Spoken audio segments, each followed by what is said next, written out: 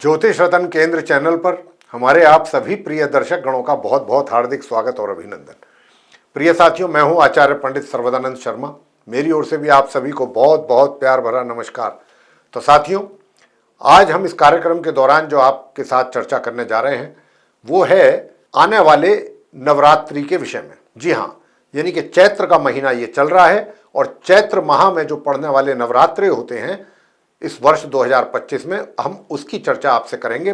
पूरे विस्तार के साथ बताएंगे कि ये जो नवरात्रे हैं चैत्र के, ये कब से आरंभ होंगे और कब इनका समापन होगा, समाप्ति कब होगी, कब व्रत का पारणा होगा और किस दिन घट स्थापना होगी और उस घट स्थापना का शुभ मुहूर्त क्या रहेगा, और जो भी कितने दिन के ये नवरात्रि 9 दिन के होंगे या कुछ कम ज्यादा होंगे, इसके विषय में भी बताएंगे। और किस दिन किस माता की पूजा करने पर आप अपने किस ग्रह को शांत कर सकते हैं, उनके दोष शांत कर सकते हैं, ये पूरी जानकारी आज हम इस कार्यक्रम के दौरान आपके साथ शेयर करने जा रहे हैं। तो सबसे पहले प्रिय साथियों, इस वर्ष जो बताना चाहेंगे आपको कि नवरात्रे जो हैं दिनांक 30 मार्च सन 2025 दिन रविवार से प्रारंभ हो रहे हैं और ये नवरात्रे 6 अप्रैल 2025 को समाप्त होंगे और 7 अप्रैल को यानी 7 अप्रैल 2025 को व्रत का पारणा होगा। तो साथियों, इस बार नवरात्रे 9 दिन के जगह पर 8 दिनों के ही रहेंगे। वैसे तो ऐसा मान्यता है, ऐसा कहा जाता है कि नवरात्रे जो हैं उनकी तिथि जो है घटनी नहीं चाहिए, दिन घटने नहीं चाहिए, वो अच्छा नहीं माना जाता, शुभ नहीं होता। बेशक नवरात्रे बढ़ जाएं या पूरे 9 दिन के हों, वो ही अच्छा माना जाता है। लेकिन जहां एक और कुछ इस तरीके की बात है, जैसा मैंने कहा कि इस बार 8 दिनों के ही नवरात्रे होंगे, क्योंकि 31 मार्च को द्वितीया यानी कि दौज और तृतीया यानी कि तीज दोनों तिथियां एक साथ ही रहेंगी। 31 मार्च को कहने का भाव हुआ कि एक तिथि जो है वो घट रही है, कम हो रही है, क्योंकि इस बार नवरात्रे रविवार से आरंभ हो रहे हैं। जी हाँ, इसीलिए मां भगवती जो हैं, दुर्गा माता हाथी पर सवार होकर के आ रही हैं और हाथी पर सवार होकर के ही वो विदा लेंगी। तो ऐसी भी धार्मिक मान्यता है कि माता का हाथी की सवारी पर आना, हाथी पर सवार होकर के आना बहुत शुभ माना जाता है। जो भी भक्त उनकी पूजा अर्चना भक्ति करेंगे उनकी आर्थिक स्थिति बेहतर होगी, मजबूत होगी मां भगवती जी के आशीर्वाद से, और उनकी तो होगी होगी, देश भी आर्थिक तौर पर उन्नति करेगा, आर्थिक स्थिति देश की भी बेहतर और मजबूत होगी। तो जहां एक तरफ नवरात्रे घट रहे हैं जो कि अच्छा नहीं माना जाता, वहीं दूसरी ओर माता हाथी पर सवार होकर के आ रही हैं जो कि बहुत शुभ माना जाता है। तो इन नवरात्रों के पहले ही दिन हिंदू कैलेंडर के अनुसार नव वर्ष आरंभ हो जाता है। कहने का मतलब यह हुआ कि जो अभी विक्रम संवत 2081 चल रही है वो नवरात्रे के पहले दिन समाप्त होकर के और हिंदू कैलेंडर के अनुसार पहला नववर्ष, पहला हिंदू वर्ष आरंभ हो जाता है, जिसको हम कहेंगे विक्रम संवत 2082। तो नवरात्र के शुरू होने से ही विक्रम संवत 2082 भी आरंभ हो जाएगी। तो साथियों, चैत्र नवरात्रि जो है ये हिंदुओं द्वारा मनाया जाने वाला एक बहुत ही प्रमुख पर्व है और इसमें माता के 9 अलग अलग रूपों की पूजा 9 दिनों तक की जाती है। और अगर तिथि घट रही हैं, जैसा कि इस बार मैंने कहा कि 8 दिन का नवरात्रे रहेंगे, तो 9 माताओं को 8 दिनों में ही उनकी पूजा की जाएगी संपन्न। और ये बात हम सभी जानते भी हैं कि माता के जो 9 दिन होते हैं उनमें 9 माताओं की पूजा करने का विधान है और ऐसी मान्यता है।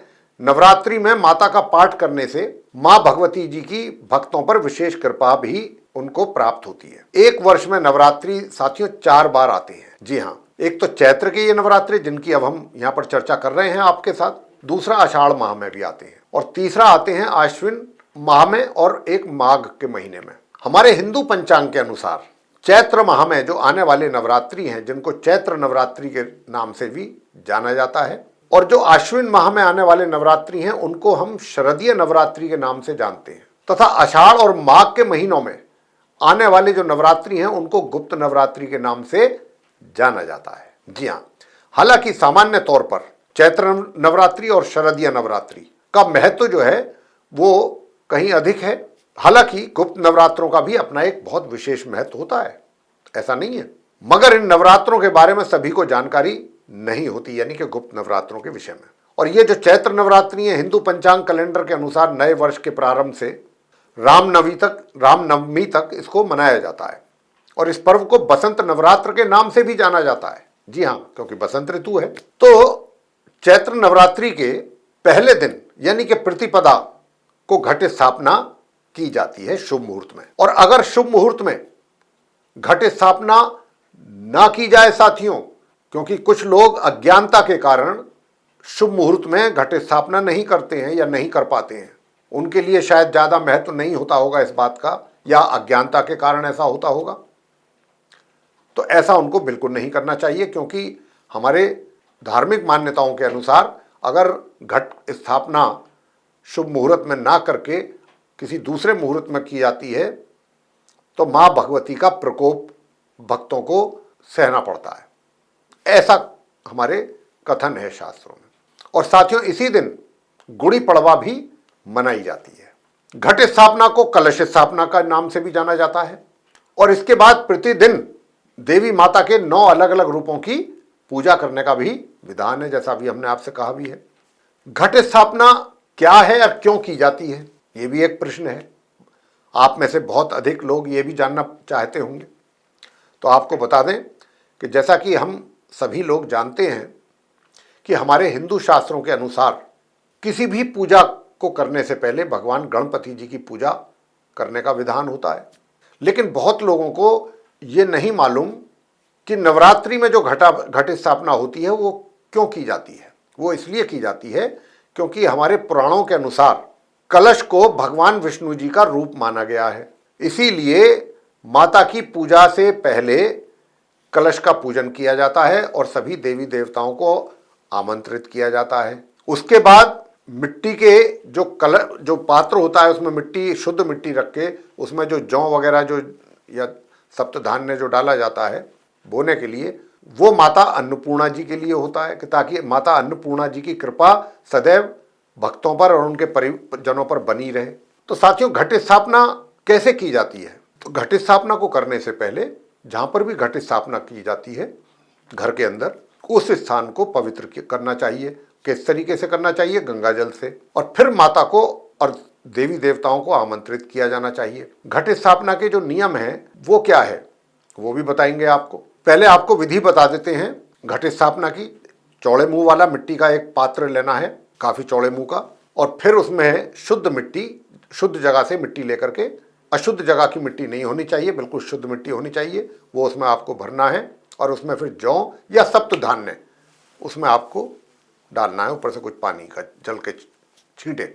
एक कलश लेना है, कलश लेकर उसमें जल भरना है और उसके ऊपरी भाग में आपको मोली या कलावा जो कहते हैं उसको बांधना है उस कलश में। और फिर आम के पत्ते जो होते हैं या अशोक के पत्ते, दोनों में से कोई भी हो, उनको कलश के ऊपर कुछ इस तरीके से ऐसे आपको रखना होता है। और फिर एक नारियल लेना है जटा वाला, जिसमें पानी होता है अंदर, उसको एक नए लाल कपड़े में लपेट करके, लाल वस्त्र में लपेट करके कलश के जो वो अशोक के या आम के पत्ते हैं उनके ऊपर उसको रखना होता है। उस पर भी मौली या कलावा बांधना होता है लाल कपड़े के ऊपर। और इसके पश्चात आप विधिवत ढंग से पूजा कर सकते हैं। अब घट स्थापना के नियम क्या हैं? तो देखिए, सूर्योदय के बाद, ये बात यहाँ पर ध्यान देने योग्य है, सूर्योदय होने के बाद यदि एक भी मुहूर्त प्रतिपदा तिथि में पड़ रहा है, एक भी मुहूर्त, कौन सी तिथि में? प्रतिपदा तिथि में, तो उसी दिन की सुबह से ही नवरात्रि आरंभ होगा और घट स्थापना भी की जाएगी। पहला नियम। दूसरा, घट स्थापना का सबसे शुभ समय दिन का पहला 1/3 हिस्सा माना गया है। तीसरा नियम क्या है कि किसी दूसरी स्थिति में अगर आप उस शुभ मुहूर्त में घट स्थापना नहीं कर पाते हैं किसी मजबूरी के कारण, तो फिर आप अभिजीत मुहूर्त जो है उस घट स्थापना के लिए सबसे उत्तम मुहूर्त माना जाता है। चौथा नियम क्या है कि चित्रा नक्षत्र और वैधृति योग की अवधि में, जब ये समय चल रहा हो चित्रा नक्षत्र का और वैधृति योग का, उसमें घट स्थापना करने से बचना चाहिए। पांचवा नियम क्या है? किसी भी परिस्थिति में घट स्थापना हिंदू समय के अनुसार प्रतिपदा जो तिथि होती है उसके दिन के मध्य से पहले हो जानी चाहिए। जी हाँ, छठा नियम क्या कहता है घट स्थापना के लिए कि चैत्र नवरात्रि में, जो अभी जिसकी हम चर्चा कर रहे हैं आपके साथ, चैत्र नवरात्रि में प्रतिपदा की सुबह द्वि स्वभाव लगन मीन होता है। जी हाँ, और इस अवधि में घट स्थापना करना अत्यधिक शुभ माना जाता है। नंबर 7 नियम क्या है? घट स्थापना के लिए शुभ जो नक्षत्र माने गए हैं, अगर इनमें से कोई एक नक्षत्र है तो वो बहुत शुभ है। कौन कौन से नक्षत्र घट स्थापना के लिए शुभ माने गए हैं? पुष्य नक्षत्र, उत्तरा फाल्गुनी नक्षत्र, उत्तराषाढ़ा नक्षत्र, उत्तरा भाद्रपद नक्षत्र, हस्ता नक्षत्र, रेवती नक्षत्र, रोहिणी नक्षत्र, अश्विनी नक्षत्र, मूल नक्षत्र, श्रवण नक्षत्र, धनिष्ठा और पुनर्वसु नक्षत्र। ये हैं वो इतने नक्षत्र। इनमें से कोई भी अगर एक नक्षत्र है तो उसमें घट स्थापना की जानी चाहिए। तो इस बार जो है जो शुभ मुहूर्त निकल रहा है वो रेवती नक्षत्र उसमें पड़ रहा है। जी हाँ, रेवती नक्षत्र का हमने अभी जिक्र किया है आपसे। अंतिम नियम क्या है घट स्थापना का कि सूर्योदय होने से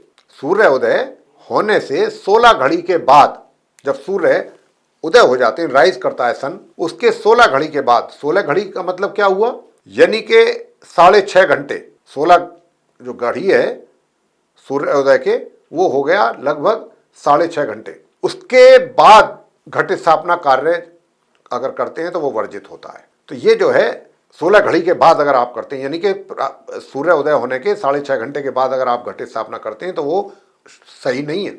तो साथियों, इन सभी नियमों का ध्यान जरूर रखना चाहिए घट स्थापना करने के समय पर। यूं तो आपके लिए कोई समस्या ना हो, कोई आप किसी कंफ्यूजन में ना रहें, किसी डाउट में ना रहें, तो हम आपको अंत में पूरा शुभ मुहूर्त का समय अवधि भी बताएंगे, अभिजीत मुहूर्त की भी शुभ समय अवधि देंगे कि अगर आप किसी कारण से शुभ मुहूर्त में प्रतिपदा के दिन 30 मार्च को नहीं कर पाते हैं घट स्थापना, तो फिर आप अभिजीत मुहूर्त के शुभ समय में कर सकते हैं। वो भी हम आपको अंत में जरूर देंगे। अभी हम आपको जो बताने जा रहे हैं वो ये बताने जा रहे हैं कि ये जो नवरात्रि के 9 दिन माने गए हैं, वैसे तो इस बार हमने कहा आपको चर्चा के आरंभ में ही कि इस बार नवरात्रे 8 दिनों के हैं, लेकिन माता 9 हैं, उनकी पूजा की जानी है, 9 माताओं की इन्हीं नवरात्रों में। किस दिन किन माता की पूजा की जाए ताकि आप अपने किस ग्रह को शांत कर सकें, उसके दोषों को शांत कर सकें। तो आज हम अब आपको ये बताने जा रहे हैं और उसके बाद आपको देंगे शुभ मुहूर्त घट स्थापना के लिए क्या रहेगा उसकी जानकारी। हेलो तो साथियों, ये नवरात्रों का वो समय है कि जब माता की पूजा करके, माता को तो आप प्रसन्न करेंगे ही करेंगे, लेकिन अगर पूरे तरीके के साथ, विधि विधान के साथ अगर आप पूजा करते हैं और दिन के हिसाब से माताओं की पूजा करते हैं तो आप अपने उन ग्रहों को भी शांत कर पाएंगे जिन ग्रहों के कारण आपके जीवन में परेशानियां पैदा हो रही हैं, यानी कि जो ग्रहों के कारण दोष पैदा हो रहा है आपकी कुंडली में। तो आइए अब हम इसकी जानकारी आपके साथ साझा करने जा रहे हैं। तो सबसे पहला 30 मार्च, जिस दिन से नवरात्रे आरंभ हो रहे हैं, रविवार का दिन है, प्रतिपदा होगी, पड़वा होगी, और इस दिन माता शैलपुत्री जी की पूजा आपको करनी है। पीले रंग के वस्त्र पहन करके करेंगे तो और अच्छा है, पीला रंग माता को बहुत प्रिय है। और माता का मंत्र क्या है जिसका आपने उच्चारण करना है? ओम देवी शैलपुत्रये नमः।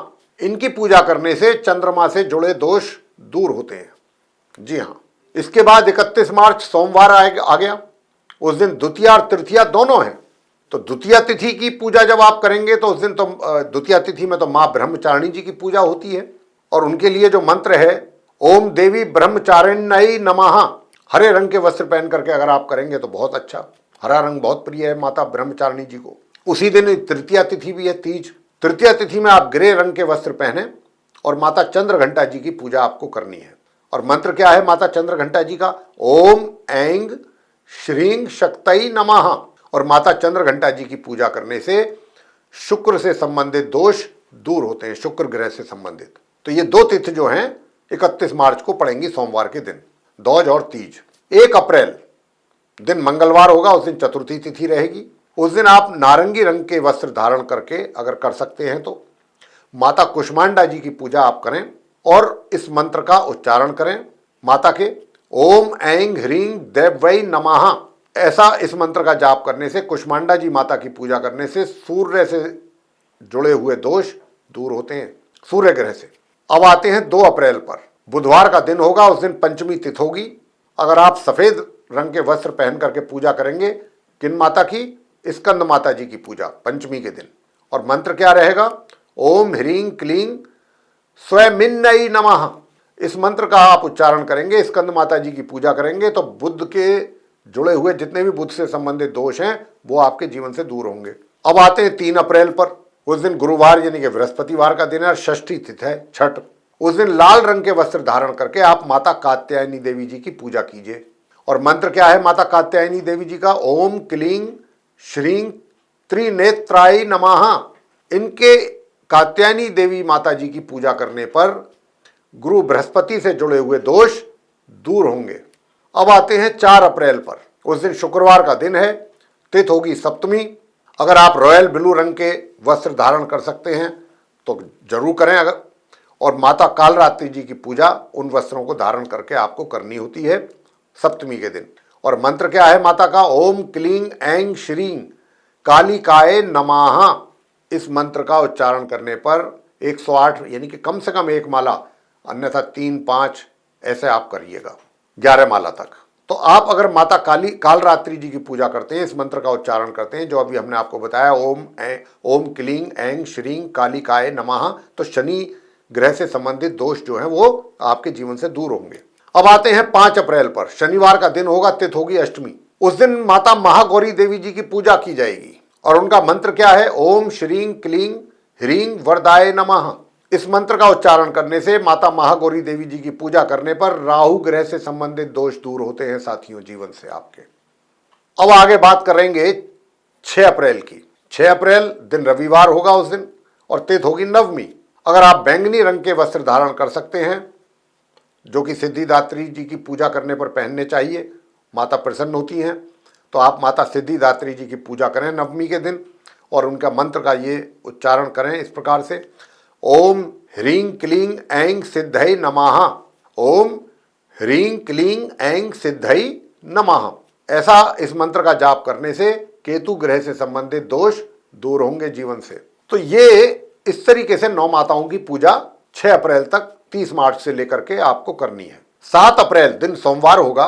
उस दिन नवरात्रि का पारणा यानी कि जो व्रत किया है आपने उसका पारणा होगा और उसका समय क्या है? 7 अप्रैल को सोमवार के दिन प्रातः 6:05 के बाद। अब आते हैं, ये तो हमने आपको माताओं की पूजा के विषय में बताया और ग्रहों से संबंधित दोष, किस ग्रह के दोष दूर कर सकते हैं आप किन माता की पूजा करके अपने जीवन से। अब हम आपको बताने जा रहे हैं कि घट स्थापना का शुभ मुहूर्त क्या रहेगा जिसमें आप घट स्थापना कर सकते हैं। तो साथियों 30 मार्च जिस दिन से चैत्र माह के नवरात्रि शुरू होंगे, आरंभ होंगे, 30 मार्च 2025 उस दिन रविवार का है, प्रतिपदा तिथि है। और उस दिन यानी कि प्रतिपदा तिथि के विषय में पहले तो ये बता दें कि ये कब से आरंभ होगी और कब समाप्त होगी। तो प्रतिपदा जो तिथि है ये दिनांक 29 मार्च 2025 को शाम के 4:28 से आरंभ होगी और दिनांक 30 मार्च 2025 दिन रविवार की दोपहर 12:50 तक ये रहेगी प्रतिपदा तिथि। अब क्योंकि प्रतिपदा जो तिथि है 30 मार्च को ये उदित अवस्था में है, इसीलिए उसी दिन से नवरात्र आरंभ हो रहे हैं, उसी दिन घट स्थापना की जाएगी। और घट स्थापना का जो शुभ मुहूर्त रहेगा वो रहेगा प्रातः 6:13 से लेकर के प्रातः 10:22 तक। कुल उसकी समय अवधि रहेगी 4 घंटे 8 मिनट। घट स्थापना अगर आप इस शुभ मुहूर्त में किसी कारणवश नहीं कर सकते हैं या नहीं कर पाते हैं तो फिर आप अभिजीत मुहूर्त का जो शुभ मुहूर्त है, शुभ मुहूर्त समय है, उसमें आप कर सकते हैं। उसका जो समय है वह दोपहर 12:01 से लेकर दोपहर 12:50 तक रहेगा। तो आप इस समय अवधि में भी घट स्थापना कर सकते हैं। उसकी कुल अवधि है 49 मिनट। तो ये थी जानकारी चैत्र नवरात्रों को लेकर के जो अभी हमने आपके साथ साझा की है और हम ये आशा करते हैं कि ये जो जानकारी अभी हमने आपको चैत्र नवरात्रों से संबंधित आपके साथ शेयर की है, जानकारी साझा की है, इससे आप काफ़ी हद तक संतुष्ट होंगे और ये आपको पसंद भी आएगी, ऐसा हमारा विश्वास है। अगर साथियों आपको ये पसंद आती है चर्चा नवरात्रों को लेकर के या आई है तो आप इस वीडियो को लाइक ज़रूर करें और अगर अभी तक आपने हमारा चैनल सब्सक्राइब नहीं किया है तो ज़रूर चैनल सब्सक्राइब कर लें। अधिक से अधिक मात्रा में इस वीडियो को शेयर करें ताकि दूसरे लोग भी इस धार्मिक लाभ को ले सकें पूर्ण रूप से। तो इसका लाभ उठा सकें। और अगर आप चाहते हैं कि आने वाले दिनों में जो भी वीडियोस हमारे एस्ट्रोलॉजी के टॉपिक पर बनेंगे वे सभी एक एक करके आप तक पहुंचे विद नोटिफिकेशंस, उनका भी आप समय समय पर लाभ ले सकें, तो फिर आप बेल आइकन जरूर प्रेस करें। तो इसी के साथ हमारी ओर से, हमारे पूरे संस्थान की ओर से, ज्योतिष रतन केंद्र की ओर से हमारे आप सभी प्रिय दर्शक गणों को चैत्र नवरात्रि की बहुत बहुत हार्दिक शुभकामनाएं। धन्यवाद। जय माता दी।